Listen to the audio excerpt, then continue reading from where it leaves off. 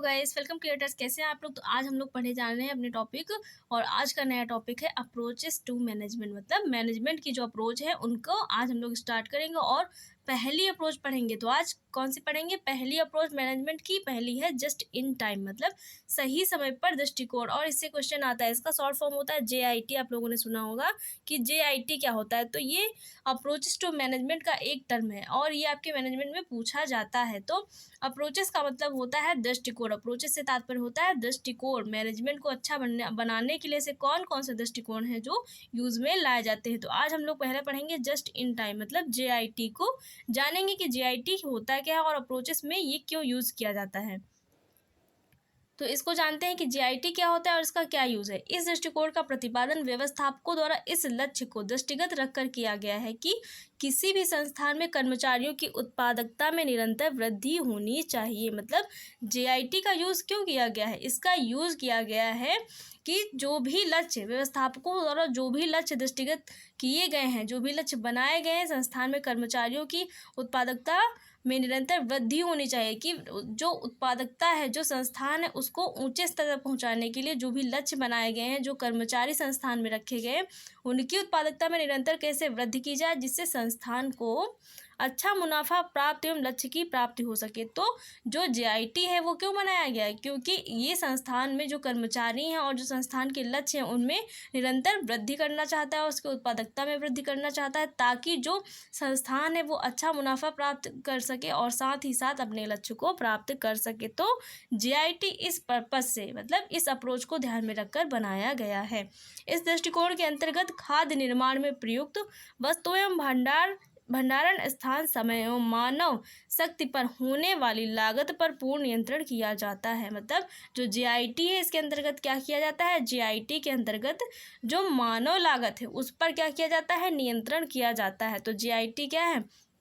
JIT के अंतर्गत खाद्य निर्माण में प्रयुक्त वस्तु एवं भंडारण स्थान, समय एवं मानव शक्ति पर होने वाली लागत। किस पर? समय, वस्तुओं का भंडारण स्थान, समय एवं मानव शक्ति पर होने वाली लागत पर पूर्ण नियंत्रण करता है। तो JIT किस पर नियंत्रण करता है? समय एवं मानव शक्ति पर होने वाली लागत पर नियंत्रण करने का कार्य करता है। इस कारण कच्चे माल को उनकी उत्पत्ति के स्थल से सीधे मंगवाया जाता है। और इसी कारण ताकि जो समय, वस्तुओं का भंडारण और मानव शक्ति की जो लागत है वो कम हो जाए, उस पर नियंत्रण अच्छा बनाया जा सके। इस कारण जो JIT है वो क्या करता है? वो इस दृष्टिकोण को अपनाता है, इस अप्रोच को ध्यान में रखकर कार्य करता है कि जो भी कच्चा माल है वो उनकी उत्पत्ति स्थल से, मतलब जहाँ पे उसका प्रोडक्शन हो रहा है वो वहाँ से सीधे मंगवाया जाए, ताकि समय के साथ साथ शक्ति का भी जो यूज़ है वो कम हो और कम शक्ति में अधिक से अधिक अच्छा कार्य किया जा सके। एवं खाद्य स्थल पर न्यूनतम भंडारण किया जा सके। एवं खाद्य स्थल पर मतलब ऐसे स्थान को ढूंढना जहाँ पे प्रोडक्शन होता है, वहाँ से डायरेक्ट कच्चे माल को मंगवाना और वहाँ पे मंगवाना जहाँ पे उससे और नई चीज़ें बनाई जाएंगी। तो ऐसे स्थान से संपर्क बनाया जाएगा तो जब भी जो चीज़ ज़रूरत पड़ेगी उसको वहाँ से तुरंत मंगवाया जाएगा। इससे क्या होगा? खाद्य स्थल पर जो भंडारण जो इकट्ठा होता है, भंडार होता है वस्तुओं का, वो कम होगा और हमारा समय, स्थान सब बचेगा। साथ ही साथ आपका क्या होगा? मानव शक्ति भी जो है उस पर पूर्ण नियंत्रण हो जाएगा। इस दृष्टिकोण को सर्वप्रथम जापान में 1970 में प्रारंभ किया गया। तो जो JIT है जस्ट इन टाइम जो अप्रोच है वो कब प्रारंभ की गई और कहाँ प्रारंभ की गई है? तो जापान में प्रारंभ की गई है। और किस सन में? 1970 में प्रारंभ की गई है। ये इंपॉर्टेंट चीज़ है, पूछी जाती है। विशेषकर जिन स्थानों पर पैकिंग हेतु, मतलब ऐसे स्थान जिन पर पैकिंग हेतु खाद्य पदार्थों का निर्माण किया जाता है, ऐसे स्थान जहाँ पर क्या होती है? जो प्रोडक्ट है उनकी पैकिंग होती है, जो भोज्य पदार्थ है उनकी पैकिंग होती है, वहाँ अधिक मात्रा में कच्चा माल ना मंगाकर बाजार के मांग के अनुसार ही कच्चे माल की प्राप्ति की जाती है। मतलब ऐसे स्थान जहाँ पर क्या होता है? जो खाद्य पदार्थ है उनकी पैकेजिंग की जाती है, वहाँ पर क्या होता है? इतनी मात्रा में ही माल मंगवाया जाता है जितनी मात्रा में उसको पैक किया जा सके, और इतनी अधिक मात्रा में माल नहीं मंगवाया जाता है कि वहाँ पर बहुत अधिक भंडारण हो। तो अधिक मात्रा में कच्चा माल ना मंगाकर बाजार की मांग के अनुसार ही, मतलब जितनी मांग होती है उसी के अकॉर्डिंग जो है जो माल है वो मंगवाया जाता है और उतनी ही पैकेजिंग की जाती है, जिससे क्या होता है? समय की बचत होती है, स्थान की बचत होती है और मानव शक्ति की भी बचत होती है। तो ये अप्रोच का दृष्टिकोण कौन प्रदान करता है? ये अप्रोच कौन प्रदान करेगा? तो ये अप्रोच JIT के अंतर्गत मिलती है। इससे सामान के खराब होने, मतलब जब सामान ज़्यादा नहीं होगा, मांग के अनुसार ही है, उपलब्ध है, तो सामान के खराब होने अथवा व्यर्थ होने की संभावना बहुत कम होती है। जितनी मांग है उतना ही सामान क्या है, आयात करवाया जा रहा है। तो इससे क्या होगा, जो सामान के खराब होने की संभावना है वो बहुत कम हो जाएगी, क्योंकि जितनी मांग है उतनी वस्तुएं मंगवाकर उतनी ही उस पर क्या की जा रही है, निर्यात की जा रही हैं, जिससे लागत नियंत्रण होता है, जिससे लागत पर भी नियंत्रण होता है। जितनी ज़रूरत की वस्तुएं, आवश्यकता की वस्तुएं उतनी ही मंगाई जा रही हैं, जितनी मांग है ग्राहकों के अनुसार उस पर ही कार्य किया जा रहा है, तो जिससे लागत पर भी क्या होता है, नियंत्रण होता है, और जो व्यर्थ जो पैसा है वो भी व्यय नहीं होता है, और वस्तु का मूल्य कम हो जाता है।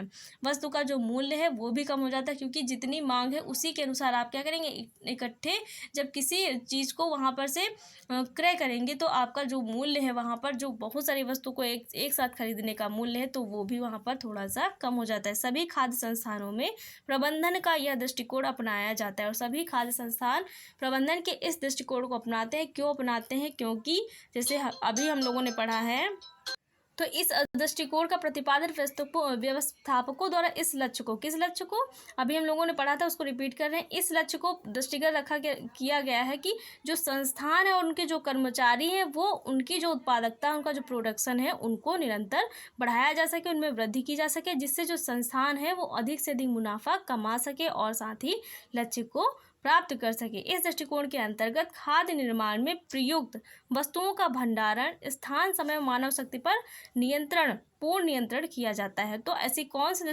कौन सा अप्रोच है जिसके अंतर्गत मानव शक्ति, समय, स्थान पर पूर्ण नियंत्रण किया जाता है, तो वो JIT जस्ट इन टाइम का जो दृष्टिकोण है, इसके अंतर्गत मानव शक्ति, समय, स्थान एवं वस्तुओं के भंडारण पर पूर्ण लागत पर नियंत्रण किया जाता है। इस कारण कच्चे माल को कहाँ से मतलब कहाँ से मंगवाया जाता है, तो उनके उत्पत्ति के स्थान से मंगवाया जाता है। और ये जो अप्रोच है वो कब आई थी, कहाँ पर हुई थी, तो जापान में 1970 में प्रारंभ हुई थी। और ये ऐसी अप्रोच है जिसका जो यूज़ है वो हर जो संस्थान है वो करता है। कोई भी ऐसा संस्थान नहीं है जो इस अप्रोच को ना अपनाता हो। सभी खाद्य संस्थानों में इस दृष्टिकोण प्रबंधन का जो इस्तेमाल है वो किया जाता है, और इसी दृष्टिकोण प्रबंधन के अंतर्गत सभी जो संस्थान है वो कार्य करते हैं। तो JIT जो है इसका जन्म किसके द्वारा हुआ था, तो इसके जनक कौन है, ताइची ऑन है। कौन है, ताइची ऑन है। तो JIT के जनक पूछे जाए कौन है, जन्मदाता कौन है, तो ताइची ऑन है। और इसका प्रारंभ कब हुआ, तो 1970 में हुआ। कहाँ हुआ, जापान में हुआ। तो JIT के जन्मदाता कौन है, ताइची ऑन। ताइची ऑन एक व्यक्ति हैं जिन्होंने JIT का ये मैनेजमेंट अप्रोच दिया हुआ है, और इसका प्रारंभ कहाँ हुआ, जापान में 1970 में हुआ।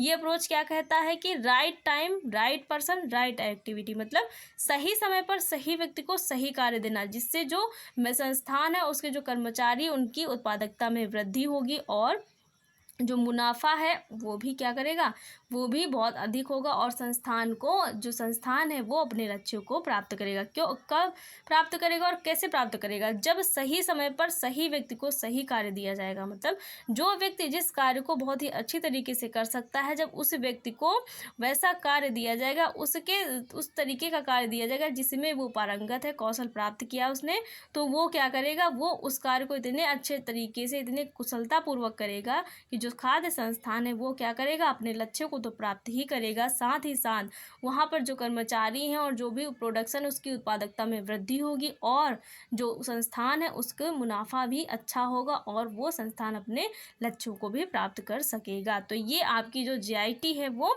बेसिकली इतने जो अप्रोच है उस पर कार्य करती है।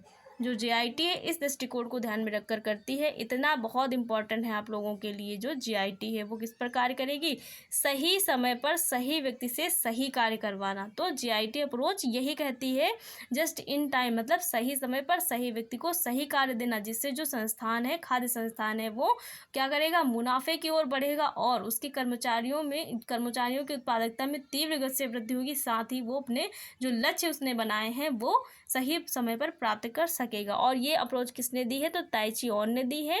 कब प्रारंभ की गई, 1970 में जापान में प्रारंभ की गई थी। अब इसके कुछ लाभ हैं वो देख लेते हैं हम लोग, बहुत इंपॉर्टेंट, उनसे भी क्वेश्चन बनता है। तो JIT के लाभ कौन कौन से, इनको भी देख लेते हैं। इनसे भी क्वेश्चन आ जाते हैं, लाभ पूछ लिए जाते हैं जीआईटी के। जस्ट इन टाइम आपकी जो अप्रोच है, ये वाला टर्म बार बार इसलिए बोला जा रहा है क्योंकि आप लोगों को याद हो जाए जीआईटी का फुल फॉर्म क्या होता है, जस्ट इन टाइम। क्या होगा, जस्ट इन टाइम। तो पहला लाभ क्या है कि ताजे एवं अच्छी गुणवत्ता वाले कच्चे माल की प्राप्ति हो। कैसे होगी, क्योंकि कच्चा माल सीधे वहाँ से उठाया जा रहा है जहाँ से उसका प्रोडक्शन हो, जिस स्थान पे वो बनाया जा रहा है, तो उस स्थान से सीधे वो मंगवाया जा रहा है, इसलिए ताजे एवं अच्छी गुणवत्ता वाला जो माल है उसकी प्राप्ति होगी। ये कौन कहता है, तो ये जीआईटी अप्रोच के अंतर्गत यही अप्रोच प्रदान की जाती है। अधिक सामान आने की स्थिति में लंबे समय तक भंडारण करना पड़ता है। जब सामान ज़रूरत से ज़्यादा आ जाता है तो बहुत लंबे समय तक क्या करना पड़ता है, उसको संभाल के भंडार करके रखना पड़ता है, जिससे कुछ भोज्य पदार्थों के खराब हो जाने या अशुद्ध हो जाने की आशंका होती है। तो इस सबको सही करने के लिए जीआईटी क्या कहता है कि जितनी मांग है उतना ही जो सामान है, उतना ही जो प्रोडक्ट है वो मंगवाया जाए, मांग के अनुसार ही जो प्रोडक्शन है उसको किया जाए और उससे अधिक जो है प्रोडक्शन ना किया जाए, जिससे क्या होगा, समय की बचत होगी और व्यक्ति जो मानव शक्ति उसकी भी बचत होगी, साथ ही साथ स्थान और भंडारण स्थान की भी बचत होती है। इस प्रबंधन द्वारा अपव्यय को कम किया जाता है। तो एक प्रकार से जब मांग के अनुसार ही प्रोडक्शन होगा और उतनी मात्रा में प्रोडक्ट बनाए जाएंगे, उनकी पैकेजिंग होगी, तो क्या होगा, अपव्यय जो पदार्थों का व्यर्थ होना है वो कम हो जाएगा और जो बहुत अधिक मात्रा में मंगा कर भंडारण करके रख दिए जाते हैं, पदार्थ खराब हो जाते हैं, तो उनमें भी कमी आएगी। भंडारण पर आने वाली लागत में कमी कर आती है। तो इस अप्रोच को ध्यान में रखते हुए अगर कार्य करेगा कोई भी खाद्य संस्थान, तो क्या होगा, जो भंडारण की लागत है उसमें भी कमी आएगी, क्योंकि जितना ज़रूरत है उतना ही प्रोडक्शन किया जाएगा, उतना ही क्या हुआ जाएगा, उतना ही जो है जो उसके जितनी मांग है, जो प्रोडक्ट को मांग रहे हैं, जिन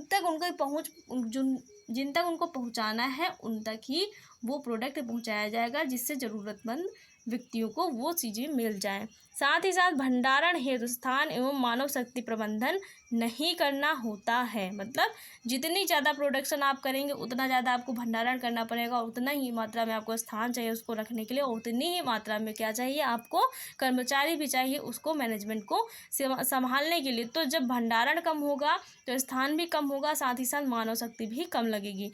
खाद्य पदार्थों को कम से कम संभालना पड़ता है। जब ज़रूरत के अनुसार खाद्य पदार्थों का प्रोडक्शन होगा तो उनमें जो कर्मचारी मानव शक्ति है वो भी कम लगेगी, तो उनको संभालना भी कम पड़ता है।